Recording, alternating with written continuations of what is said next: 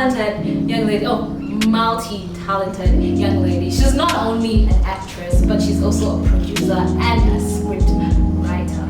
You're probably wondering, who's this multi-talented young lady? But to cut the long story short, ladies and gentlemen, please welcome Gloria Thompson. Who are you? Who am I? Alright. Gloria, thank you for taking the time out to come and inspire other people. How are you though? Thank you, it's my pleasure. I am doing good as can be in a pandemic. How are you? I'm good. Looking beautiful, looking all glammed up. Shout out to Makeup by Tips. Yes, she did the thing. And back to the conversation. So, who is Gloria? That is a difficult question to answer. I put it this way: I am a lot of things, and a lot of things I am not. I'm different things to different people. Child of God first, though, preacher's kid. Amen. Actress, writer, sometimes director. Yes. Alright, so interesting. So when did you discover that you had a passion for the arts? Oh, I have always been involved in the arts in one way or another. Growing up in elementary school, I was always doing something every year. But for acting, that would be in the 4th grade. Crazy story. So we were going to the 5th grade, and the school was holding this speech and prize giving day. I had no idea anything like that was going on. I was in my own world. So after school one day, was getting to the end of the term, and the event was going to be some weeks after the end of the term. I saw a bunch of students gathered around the 5th grade class. I was wondering what was going on, so I ran there, and apparently they were holding kind of auditions and readings. I wasn't going to be a part of it, but it just grabbed my attention. I'd done class sketches in class because we had a teacher who was really promoted the arts in the students. Yes, he was one of my favorite teachers. But anyway, so they had someone reading a certain line, and she kept forgetting the line when she got to that part, and so they like action, start again, and she would read till she got to that part and forget her line. And out of frustration, I started yelling with other students because we wanted to see where the rest of the story goes. We yelled out the line, and then the teacher who was holding the audition turned and looked in my area. He didn't call me first. He called like 2 other people, and then he was like, "Okay, Gloria, come read the line," because he was frustrated with the actor at that point. And I read it. I didn't hear anything back. Like, I didn't think it was an audition. I thought he just wanted people to read it so we could move forward. And then he called my home, and apparently I was auditioning and I got the part. Wow. So that was my first time being on stage acting. Yes, that would be the 4th grade. I kind of stopped after that. I picked it back up in high school. Shout out to our buddy drama club. In my 2nd year, that audition also probably a story for another day. I don't even want to hear it now. But yes, and I picked it back up in high school. That also was a funny audition. It wasn't. I wanted to be in the drama club, but it was. My parents were really a little bit iffy about it. There's a certain perception about actors and actresses where I come from, Ghana, and so they were a little iffy about it. But it was after school programs. I just went in to audition one day. I didn't know whether it was gonna go well, but apparently they loved it. They were like, "Okay, you're gonna be in the show," and that has been it from there. Wow. Then I love the fact that you're from Ghana. I'm from Zimbabwe, in case you didn't know. And the arts industry is not something that parents really do support their kids to get into. So how was that for you when you decided to get into arts? Did your parents take it, or you kind of have to work your way through it? It was tough. So I was at the U of M, pursuing a criminology degree, and theater was my minor. But what I really wanted to do in criminology wasn't available at that time. And I had taken intro to theater class, and it felt like I was at the right place. I fought with it for a while, and eventually I just had to call my friends and say, "Look, this this is what I'm interested in. This is what I want to do. I may pursue other things after my theater degree, but I really want to study this. It was hard on them because, again, they did not have insight into what the industry is like in Canada, just what it is like in Ghana.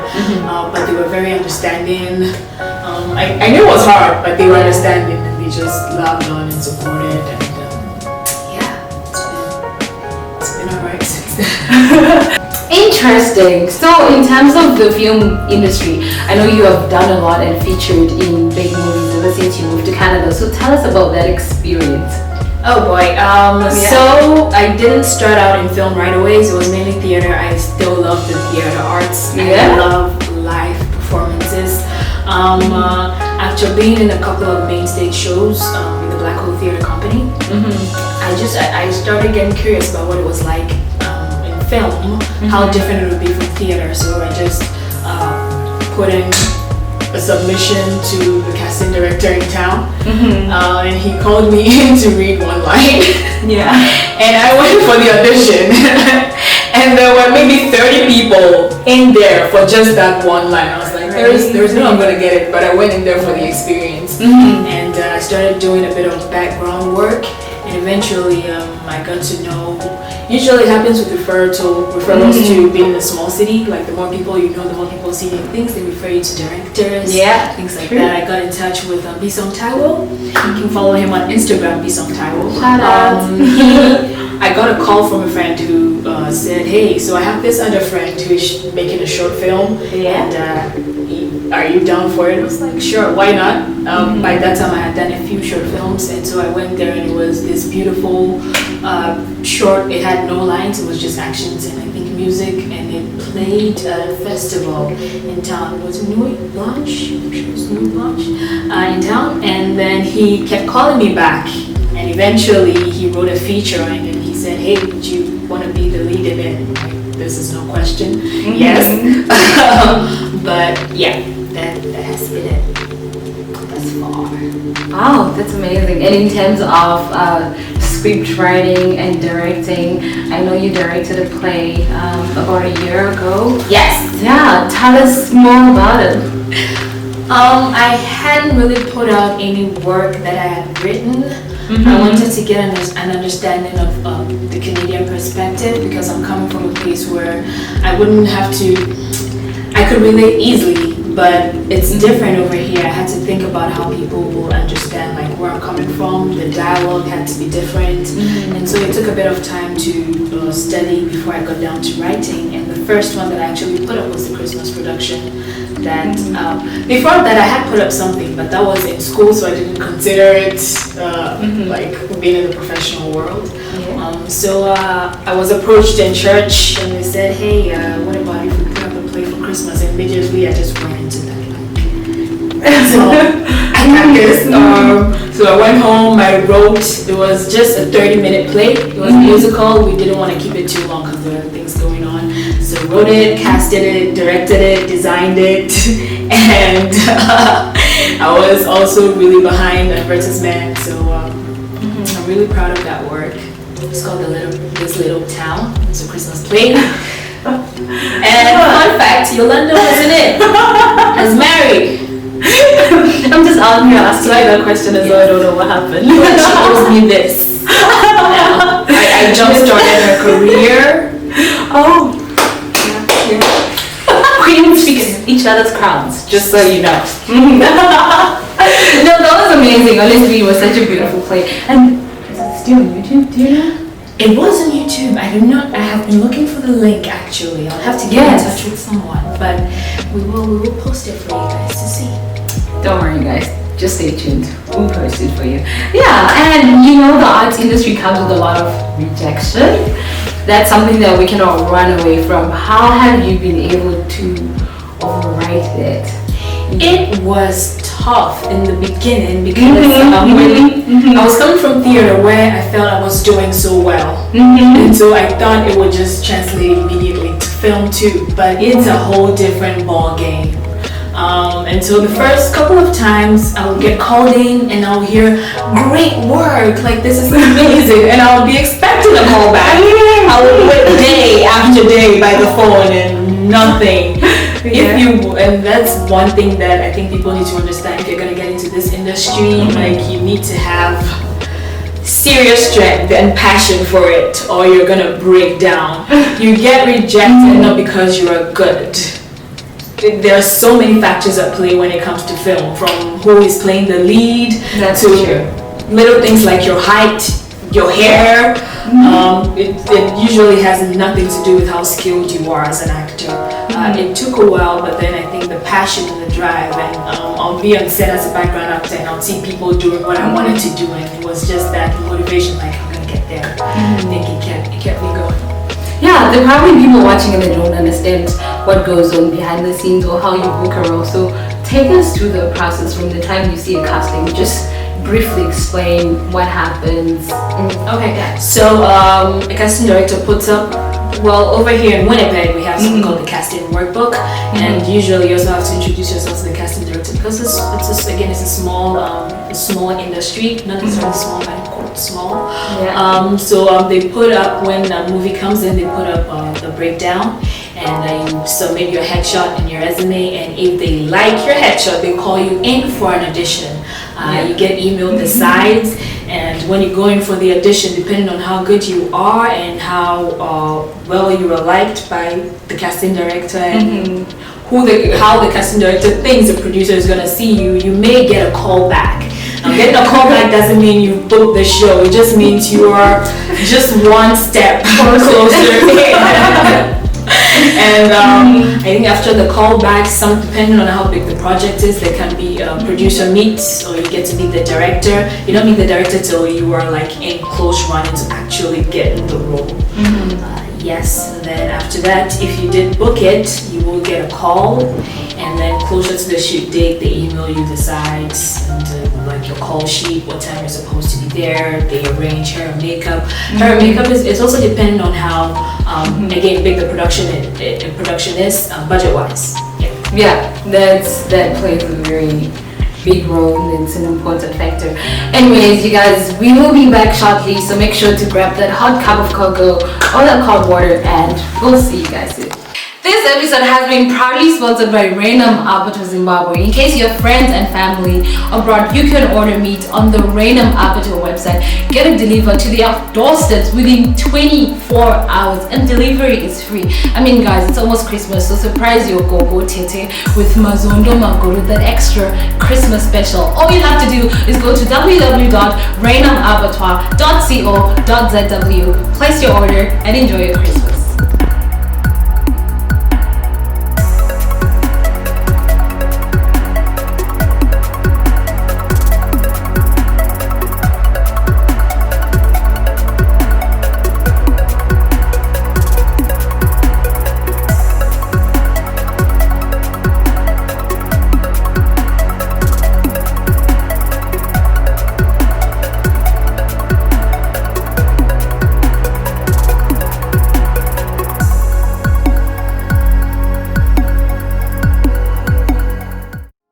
Back to my conversation with Gloria. I understand that the arts industry comes with a lot of things that comes with a lot of do's and don'ts. And also there's a time where you kind of have to draw a line between your beliefs and what the industry wants. Like at times, a director might want you to strip a little bit or have an intimate scene. So where do you draw the line as Gloria Thompson? I find that there are writers and directors in the industry who put scenes in their shows just because it sells, like sexual scenes. And I am more, if you have something like that in your show, it should make sense. It should be something that you've built up to, not just scene open and these people are having sex or something. So I do not do any nudity. I am a child guy, I'm a preacher's kid first of all. PK! I cannot afford to do that out here. So, and when it comes to, I'm very particular about anything that's nudity related. It's an immediate no for me. And if there's going to be anything that is intimate, it has to make sense between the characters. There has to be some kind of relationship established. And I find that sometimes the best way to even show that people are in love is not necessarily see them kissing. They can sit on the couch watching a movie. The scene that where I felt like there was the most chemistry that I had been in, we didn't even touch each other. We were sitting on the bench. Wow. And the whole scene went on with no contact till the end where we hugged, and even the audience attested to it. They were like, I could feel the chemistry. And so it's more about, I think it's less about the whole touchy thing and more about understanding each other, understanding where you're coming from, your motives. So more about the character work than just doing that. Yeah. What movie was this? For the one that you just explained. That was actually theater. It wasn't in a film. I'm yet to see something like that in a film. But yeah, I hope people adapt to it more and more. And I think it's helping that these days they've put it in, because usually we come from a place where you won't necessarily get a heads up on things like that. They just throw you in, like, there's a kissing scene. Like, how about you try to, like, no, why am I doing it? But as a Christian, is like, this is my personal line that I'm drawing, like, based on my relationship with God and the Holy Spirit. But I leave it to other people to decide where they are in their walk, and also to really communicate with God whether this is, because once it's out there, it's there for anyone can find it forever. Like, is this something you want your kids to be seeing? Like, will you be able to explain it to them? Will it be something you'll be proud of years to come? And so that's where I come from when I'm making decisions on whether to do things like that or not. And also I'm glad that there is a new rule in the industry that's coming up, that where they treat intimate scenes as stunts. Because for stunts you have to, I actually read it recently, for stunts there's usually rehearsal, choreography before you shoot. The director, like, you plan everything, you have choreo rehearsal, and sometimes they have a stunt double. And so they're beginning to treat intimate scenes like that before the shoot dates. Both actors have to be aware it has to be completely choreographed. So it is not, because in as much as we are playing a character, we are lending our bodies to the character. Right? That's true. So if you are the one kind of doing everything by yourselves, at a point, where does it start from? Where do you draw the line from? This is the character doing this, and this is me as a person doing that. And so they're coming up with laws where it has to be discussed, it has to be planned and choreographed. So it's not just you doing something; you understand it as a movement, as part of your character. About that. Wow, very insightful indeed. So how has been your walk with God in the arts industry? Oh boy. Went deep into it. Thankfully, personally for me, I haven't really come to the place where I've had to say I can't do this, or I've had to struggle with the role I've been given. I think somehow God has just blocked any auditions, like, because I'll go for auditions now and somehow God has blocked all those things from my path. And so I'm not worried when I don't get something. It's like maybe there's something in there that'll be conflicting with my beliefs. But I know it is hard for Christians, because when you keep saying no at a point, you're gonna get stuck getting like you're gonna get stuck scratching. At a point, directors are gonna stop calling you in. Like, you can keep saying no, but God works in wonderful ways, and when you trust Him, and when you listen to His voice, and when you obey Him, sometimes it may seem like you're in a drought and there's nothing that you can do and nothing is coming, but He will order your steps in a way that in the future you look back and be like, I'm so glad that I stuck to Him. So if you're a Christian out there in the industry, don't worry too much, don't fret too much, just keep trusting Him. It may seem like the roles are not coming right now, it may seem like you're failing at auditions and not being able to jump in and seeing your mates and people that you're probably better than in those roles that you're supposed to be in because of your beliefs. God will order your steps, just keep trusting Him.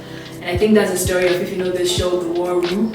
Yeah. Yes. So the one who played the mentor to Priscilla Shira, she's the lead actress, the older lady. Yes. Priscilla Shira actually shared this during her preaching one time, that woman was like, she's a pro, but for years and years, God kept blocking her from taking certain roles because it would be against her beliefs and it would hurt her relationship with God. And so for years, she was great at what she does, and God uprooted her to a certain remote place, and she became a teacher. So it was like an abandoned dream. But it's crazy that right there in that little town, that's where they decided to come look for the actors. And apparently, after they booked it, like when you come for audition, the producers do a background check and go through all the movies you have been in to make sure that the person wasn't compromised for that role that we were looking for. So if you had done anything that had any sexual thing in it that was against God's word, you wouldn't get cast no matter how good you were. And so they checked the background of that old woman, and it was clean. God was preparing her specifically for that role, and now she's known worldwide for The War Room. So it's an encouragement for you. Yeah, that's amazing, and I love the fact that you say there are times when you have your dry seasons, but in those dry seasons you kept on believing in God and believing that He will bring opportunities and He will keep providing. And that's one thing that I think as artists we need to learn and to know that yes, dry seasons will come, but that does not mean it's the end of the road. God has greater and better plans for you. So back to when you get an audition and then you get this character that's not Gloria, that's something out of your comfort zone. So how do you prepare for that?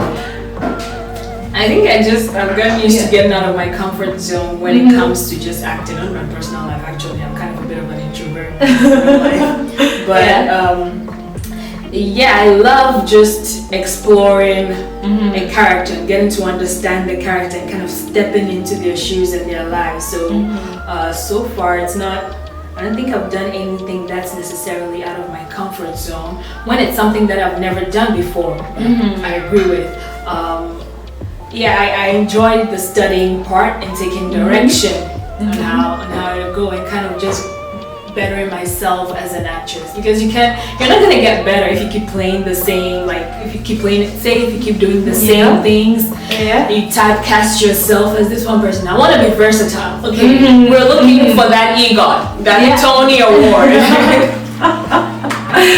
Awesome, that's amazing. And you were the lead character in Bisong's movie. Yeah, shout out to you, Bisong, making waves internationally. We see you. How is that experience for you? I mean, there are probably a lot of people wondering, okay, so how do you shoot a movie? How long does it take? Take us through the whole process, because you were a lead actress in that movie. So this was an independent film, Time Sleeper. I think it showed recently at Real World Film Festival in Ontario too. Nice. And it was just two main characters, so there was a lot of work on the two of us, and Bisong made it in a way that we only had a short amount of time to shoot, so we had long days on set.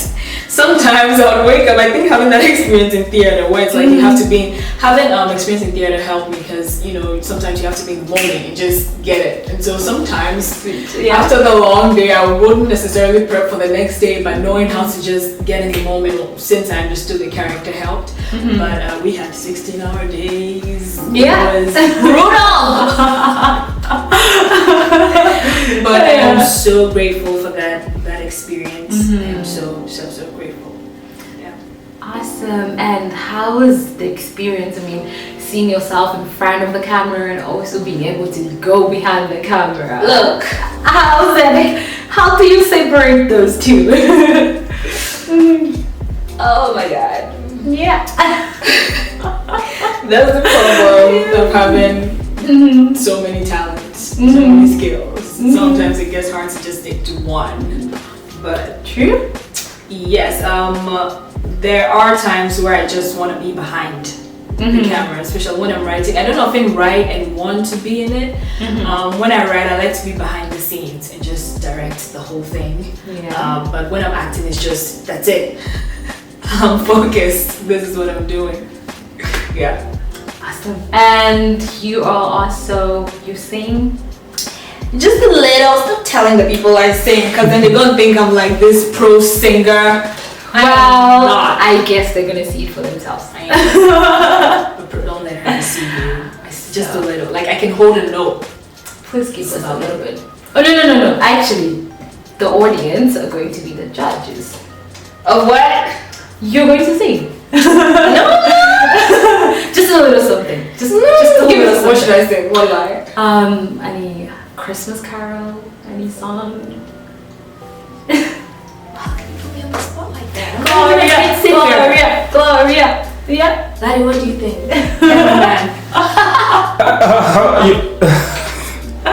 You guys can do whatever. I don't.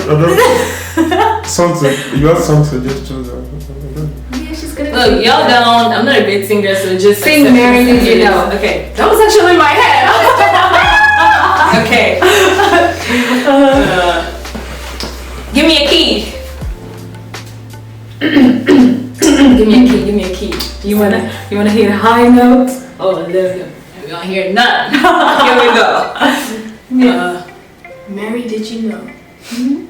I'm shaking. You got harmonize with You got this. Yeah. Thank you. Mary, did you know that your baby boy will one day walk on water? Mary, did you know that your baby boy would save our sons and daughters? Did you know that your baby boy has come to make you brand new? This child that you deliver will soon deliver you. And I'm ending it there.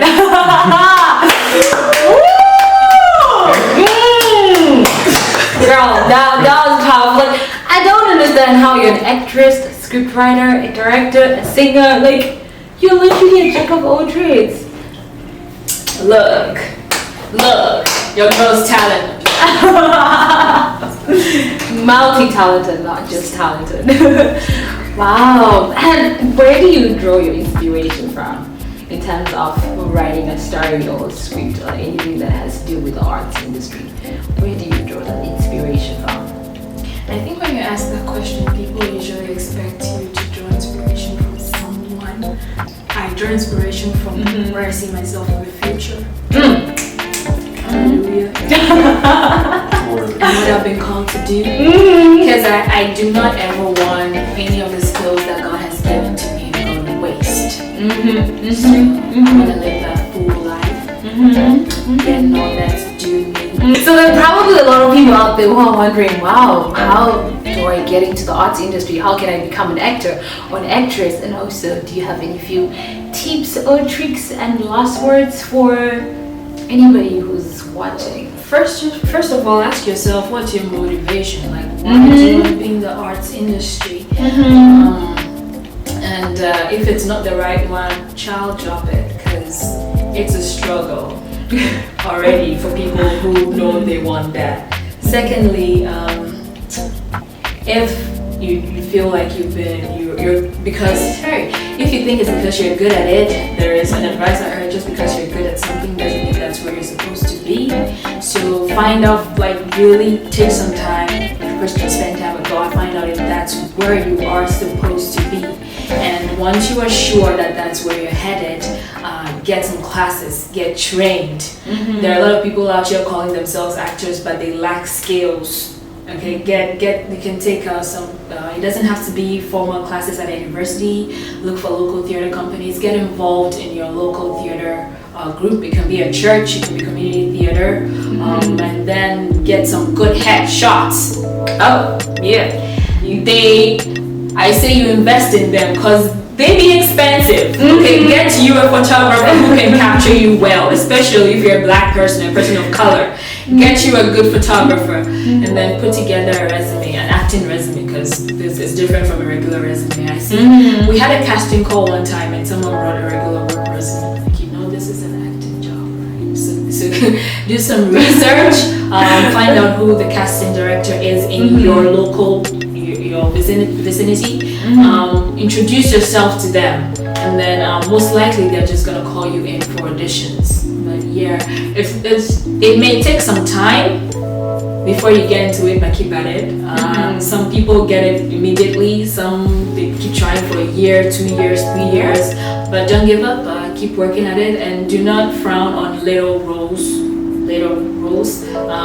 Maybe you start out and you think, oh, I'm supposed to be this big star, and so when you get a chance of playing a small roles or even student films, you don't want to be in it. That's how you build your reel and your resume. Yeah. So get involved in student films. You can write stuff with your friends if they're also in the arts. Shoot things yourself. Create. A lot of us out here are actors, but we are creators too, because you gotta be. So yeah. Thank you so much. That was amazing, and I hope you guys have learned a lot. And thank you for taking the time out. Thank you for come having and me. inspire and empower others as well. Thank you. By the way, you look pretty. Thank you. So do you. Thank you. Shout out to Makeup by Tips. Yes. Yeah, she did the thing. Thank you so much, guys, for watching. I hope you have learned a lot. And in case if you have any more questions for Mariah Thompson or for Gloria Thompson, I will make sure to put her social media handles in the video. And also special shout out to every company that has helped us to put this episode together. Shout out to Rainham Abattoir in Zimbabwe. Shout out to Le Royal Jewelry. Shout out to Makeup by Tips. Shout out to Lade behind the camera. You guys are amazing, and I appreciate you. Yollanda,